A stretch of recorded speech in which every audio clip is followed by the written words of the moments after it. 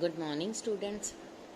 Today I am going to continue my lecture for plus 1 political science. The name of the chapter is Rights in Indian Constitution, and the topic is cultural and educational rights. When we talk of Indian society, the image of diversity comes before in our mind. India is not made up of monolithic society, यानी कि एक ही religion को belong करने वाले लोग society में नहीं रहते. We are society that has vast diversity, means Hindu, Muslim, Sikh, ईसाई, Jain, Parsi. Different religious groups lived in our society.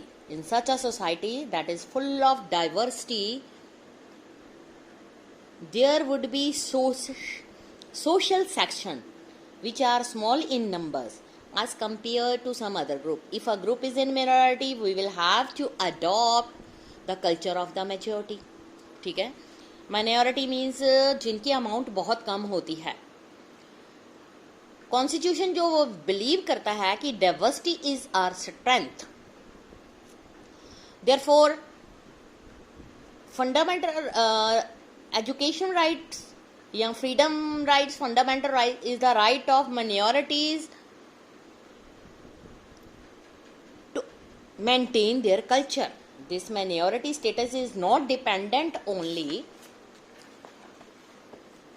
Upon religion, linguistic यानी कि बोली बोलने वाले culture minorities are also include in this provisions. मतलब क्या होता है? Minorities are group that have common religion, particular part of the country, और या होल कंट्री को भी हम कह सकते हैं. कुछ ऐसी कम्युनिटी होती हैं जिनका culture, language, spirit of their culture, right to conserve and develop these cultures and linguistic status. जितनी भी मिनॉरिटीज हैं, रिलीजियस और linguistics, can set up educational institution. ऐसा करने से वो क्या होगा? They preserve their own identity, own culture. Government will not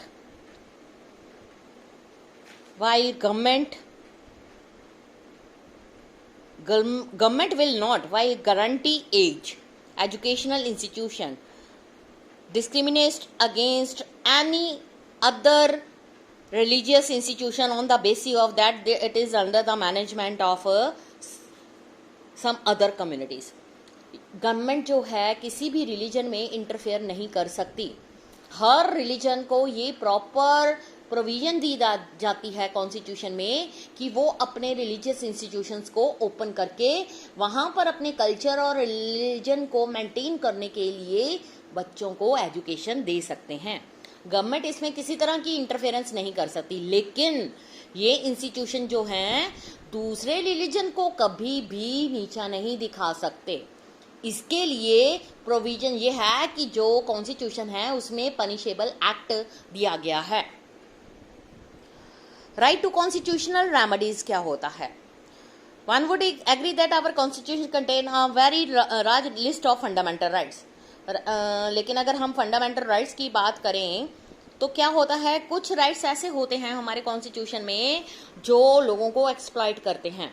तो इन राइट्स को ठीक करने के लिए लोगों की तरफ से जो रिट है वो अगर कॉन्स्टिट्यूशन में करी जाती है तो उसके अकॉर्डिंग कॉन्स्टिट्यूशन वो जो राइट्स हैं उनको थोड़ा सा चेंज कर सकते हैं.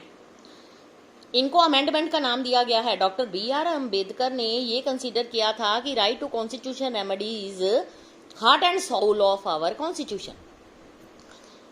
जो राइट्स हैं हमने एक सिटीजन्स को दिए हैं, वो अपने राइट्स को बचाने के लिए हाई कोर्ट या सुप्रीम कोर्ट में भी अपील कर सकता है. तो उस राइट्स को दोबारा स्टडी किया जाता है जो किसी को वायलेट कर रहा हो.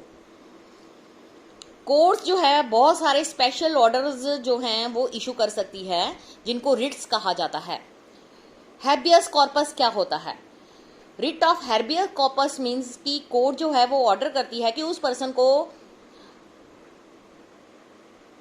Arrested person should be presented before it, ठीक है, कि जो अरेस्ट किया है उसको पहले उसके सामने पेश किया जाए। इसके अलावा ये ऑर्डर भी कर सकती है कि उस पर्सन को जिसको अरेस्ट किया गया हो उसको फ्री कर दिया जाए,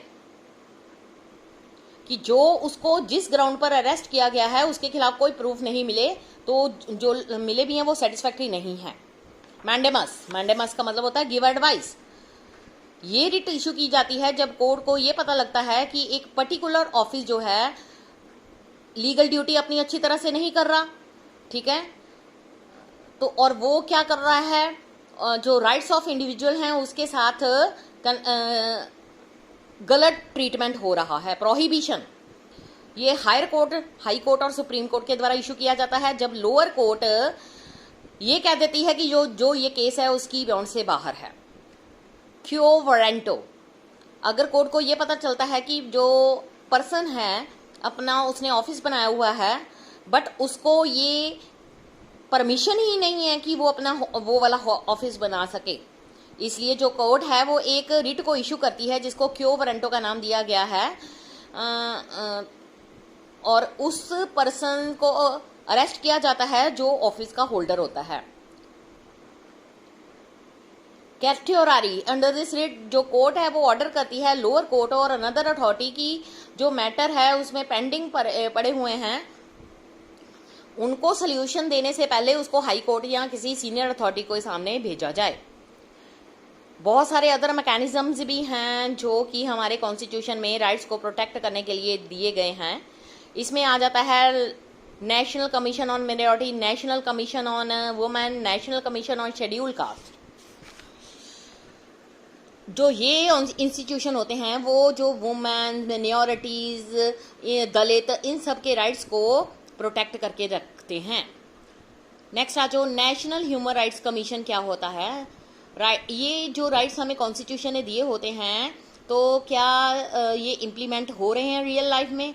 पुअर, इलिटरेट, ठीक है, डिप्राइव सोसाइटी जो होती है वो क्या करती है कि इन राइट्स को प्रॉपरली मैनेज करती है और देखती है कि ये जो राइट्स हैं लोग इसका यूज़ कर रहे हैं। उसके लिए people union for civil liberties PUCL और people union for democratic rights काम कर रही है।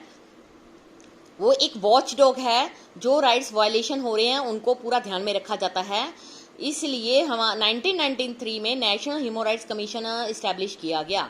नेशनल ह्यूमन राइट कमीशन जो होता है बेटा वो ये देखता है कि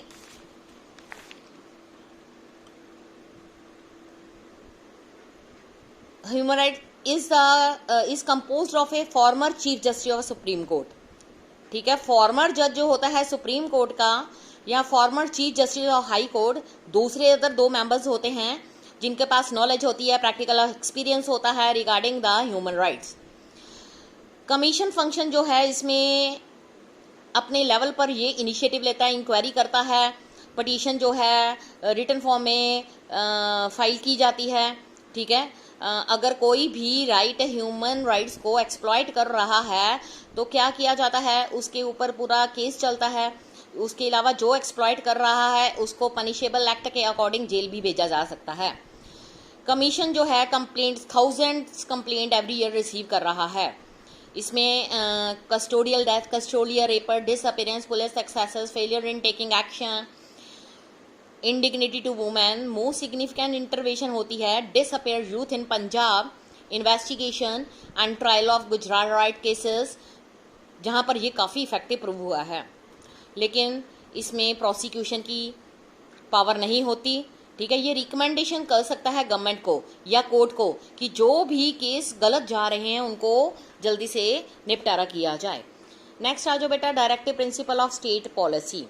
हमारे जो कॉन्स्टिट्यूशन मेकर थे जब इंडिया इंडिपेंडेंट हुआ तो उनके सामने बहुत सारे चैलेंजेस आए। सबसे पहले ये था कि जो इक्वालिटी हमारी कंट्री में लाई जाए, ऑल वेलबींग ऑफ सिटीजन्स। इसके अलावा उन्होंने ये भी सोचा कि जो पॉलिसी डायरेक्शंस हैं वो क्या प्रॉब्लम्स को हैंडल कर रहे हैं। कॉन्स्टिट्यूशंस जो है उसमें बहुत सारे पॉलिसी डिसीजंस के बारे में गवर्नमेंट को पावर दी गई कुछ गाइडलाइंस दी गई जिसके अकॉर्डिंग जो गवर्नमेंट है वो काम करती है और लॉ बनाती है जिसको लीगली एनफोर्सेबल किया जाता है। गाइडलाइंस जो होती हैं non justiciable, that is part of the constitution that can not be enforce by the judiciary.